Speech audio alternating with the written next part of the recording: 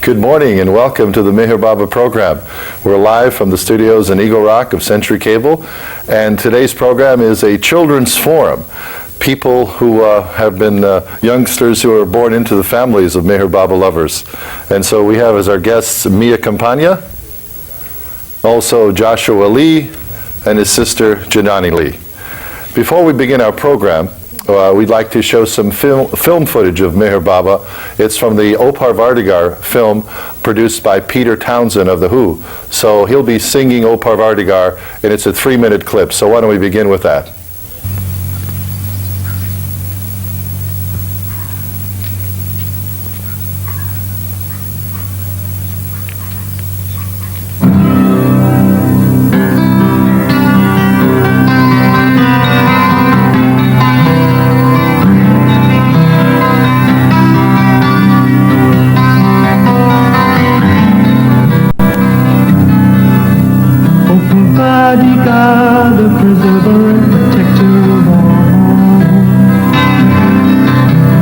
Beginning are you, Lord, without end. None jewel beyond compare, and none can measure you. Without color, expression, nor form, nor attributes to name.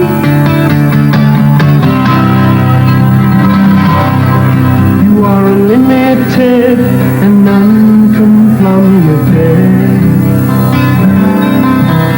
Imperishable, beyond conception by our minds. None can divide you, oh God, you are eternal. None can see you but with eyes divine.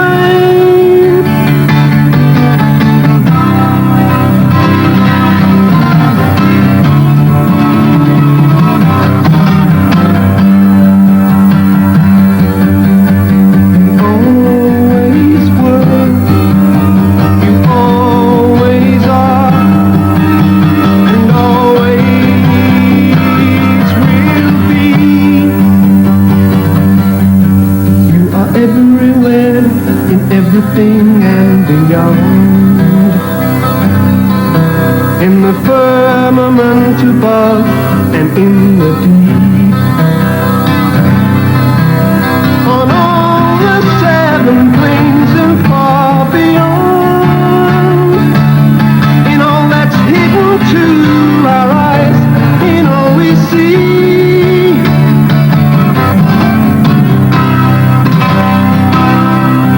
Beyond the trinity of worlds and in them all, you cannot be perceived, or no one shall depend. Oh, Babardika, preserve, protect us all. Without beginning are you, Lord, without end.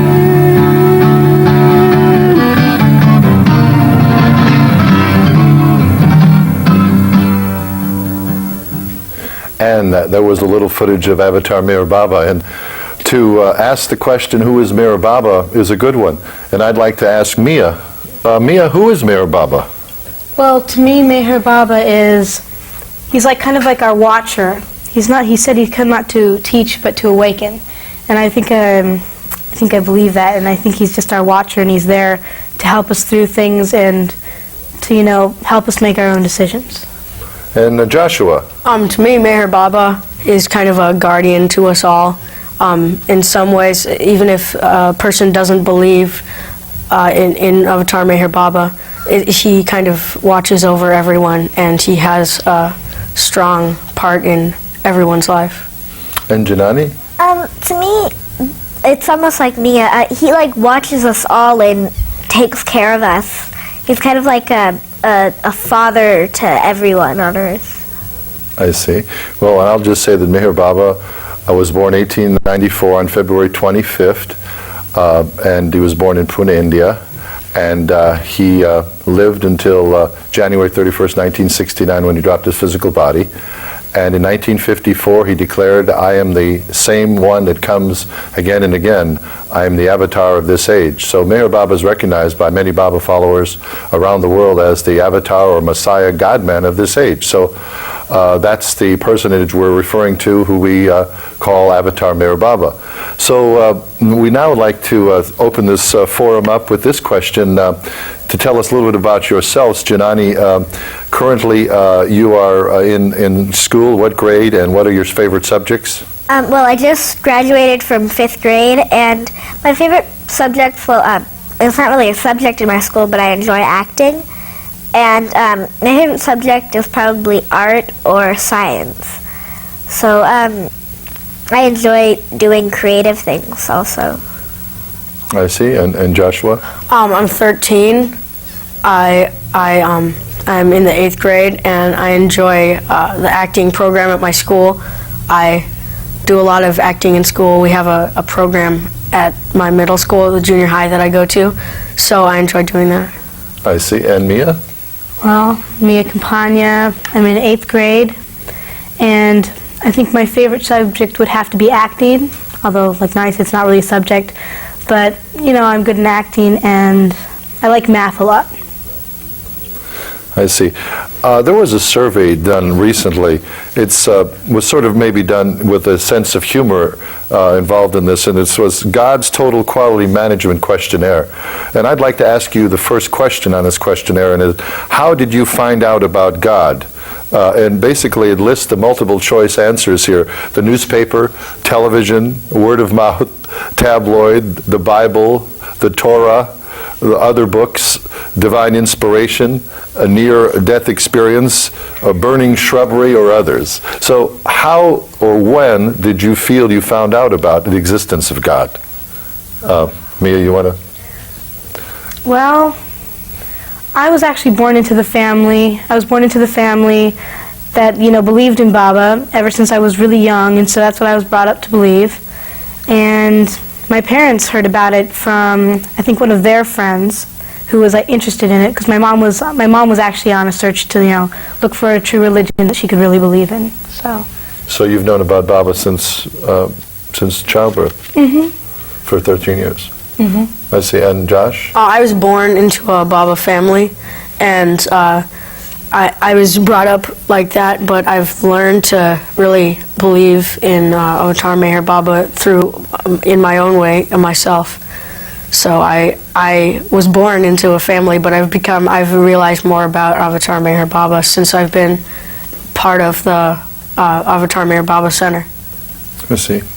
Well, I also was born into a Baba family, but I noticed that I feel more of Baba's presence, like, not in the places he's been, but more with the people he's been with.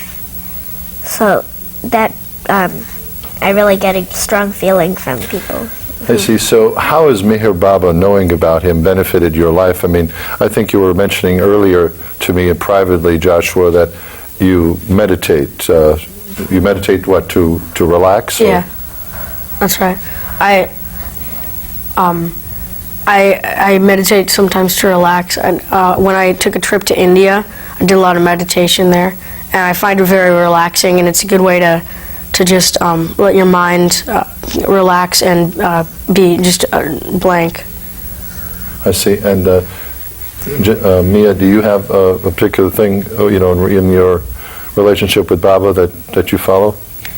well, I like to follow that everything happens for a purpose, because I believe everything does happen for a purpose, and that, you know, you can only change your future by choosing a certain path, which leads to another path that you have to choose.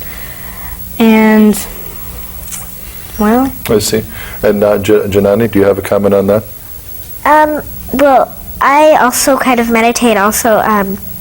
I did yoga for a while, but I like also reading about other religions, and I like Baba, but I just enjoy like seeing different gods from other people's point of view.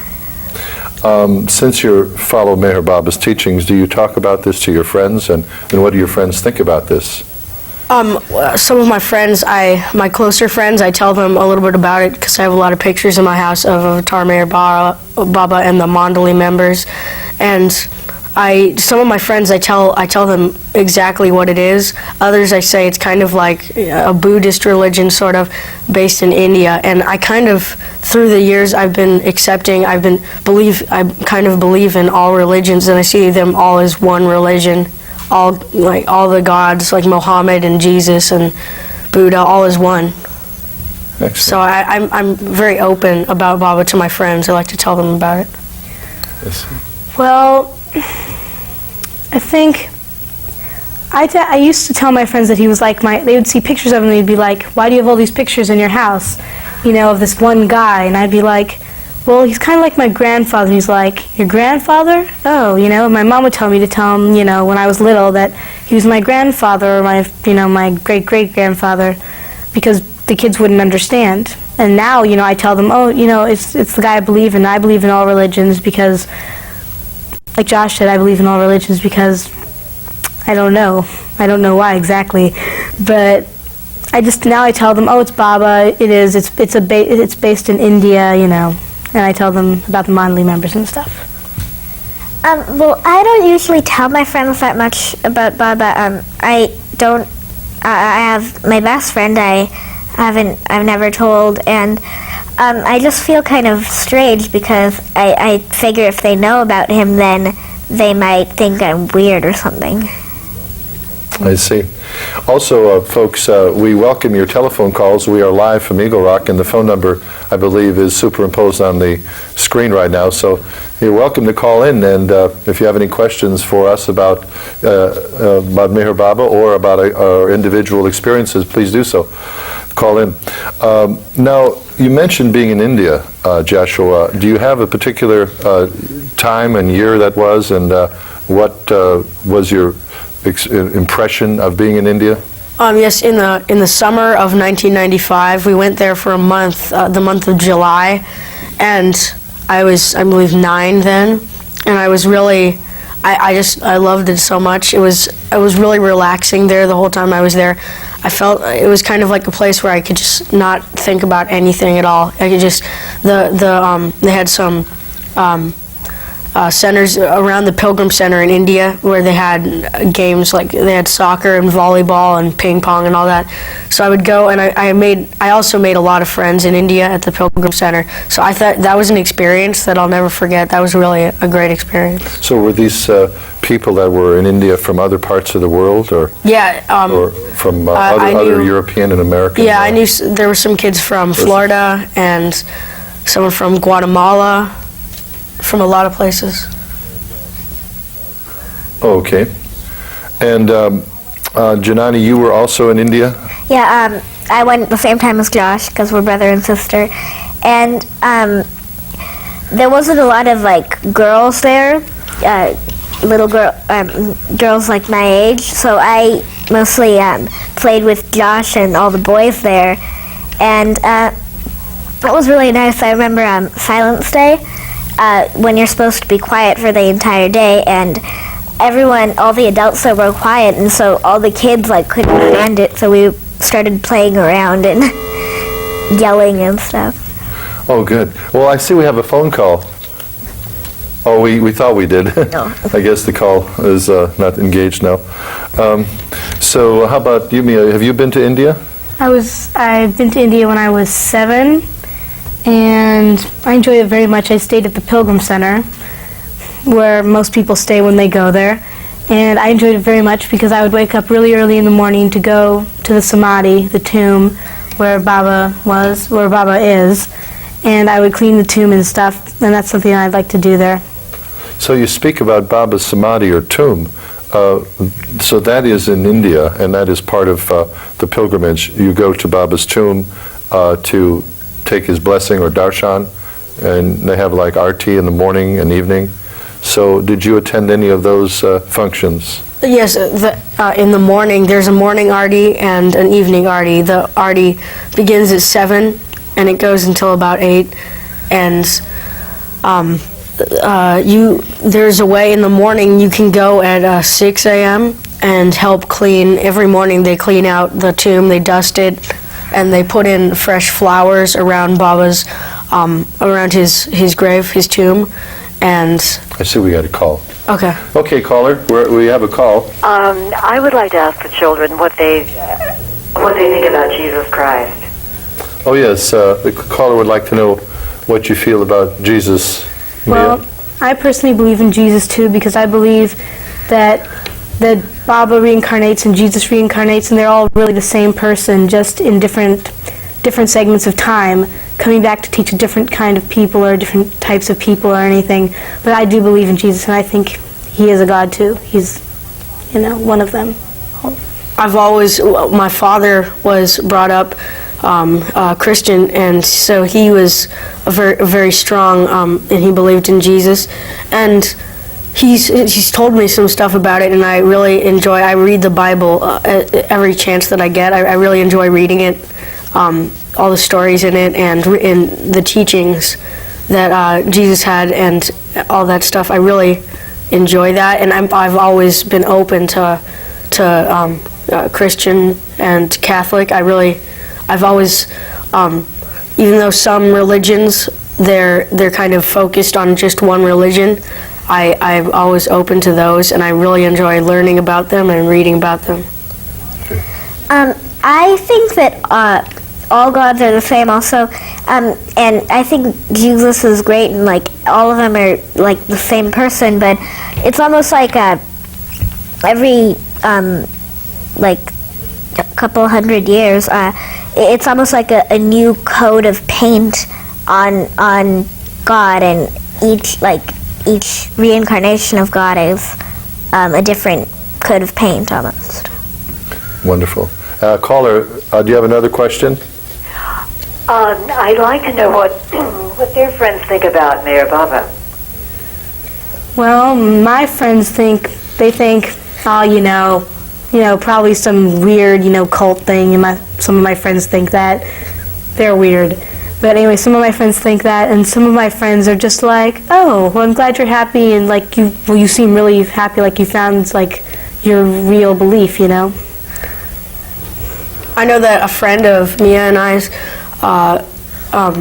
was very open to Meher Baba when Mia told her about it, and she was interested in it, and she came to a couple meetings that we have on Saturdays. She attended them, and she enjoyed it very much, and I don't know where she stands with it right now, but some of my friends, my close friends, I've told them about it, and some of their reactions have been like they just kind of ignored it. I have a friend who was really, every time he would come to my house or every time I would see him, he would ask me questions about it. He sounded like he was very interested in it.